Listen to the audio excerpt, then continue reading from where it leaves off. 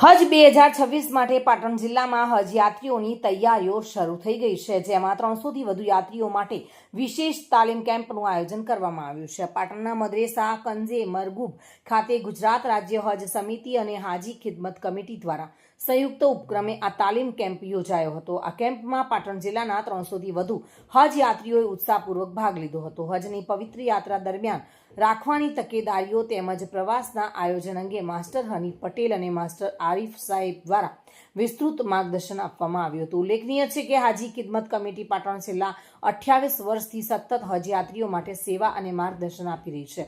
આ વર્ષે એપ્રિલના અંતમાં યાત્રિકો મક્કાની પવિત્ર યાત્રા માટે રવાના થવાના છે. આ વર્ષની હજ યાત્રામાં ટેકનોલોજીનો ઉપયોગ કરીને સુરક્ષા વધારવા માટે સરકાર દ્વારા મહત્વનો નિર્ણય પણ લેવામાં આવ્યો છે. યાત્રીઓ ભીડમાં ગુમ ન થાય તે માટે તેમને સ્માર્ટ વોચ આપવામાં આવશે. આ સ્માર્ટ વોચ દ્વારા યાત્રીઓનું લોકેશન ટ્રેક કરી તેમની સુરક્ષા સુનિશ્ચિત કરવામાં આવશે.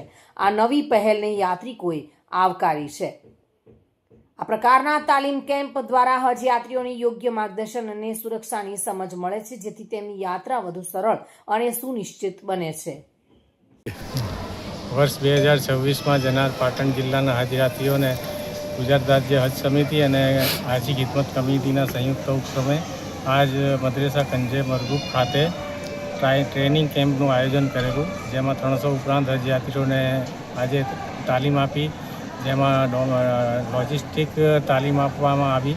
તેમાં માસ્ટર હનીફ પટેલ અને માસ્ટર આરિફ સાહેબે બંનેને સુંદર વ્યવસ્થા કરી અને આજે 28 વર્ષથી હાજી ખિદમત કમિટી પાટણ દ્વારા આયોજન કરવામાં આવે છે, જેના અંતર્ગત આ વર્ષે 300 ઉપરાંત હજ યાત્રીઓ એપ્રિલ મહિનાના અંતમાં મક્કાની મુસાફરી કરવામાં આવશે. આ વર્ષે હજ યાત્રીઓ માટે સુરક્ષાના હેતુસર સ્માર્ટ વોચનું સરકાર દ્વારા આયોજન કરવામાં આવે છે, જેમાં હજ યાત્રીઓ ગુમ ન થાય તેની ખાસ તકેદારી રાખવામાં આવશે. દિગ્નેશ સુથાર સાથે bureau report, today Gujarati news.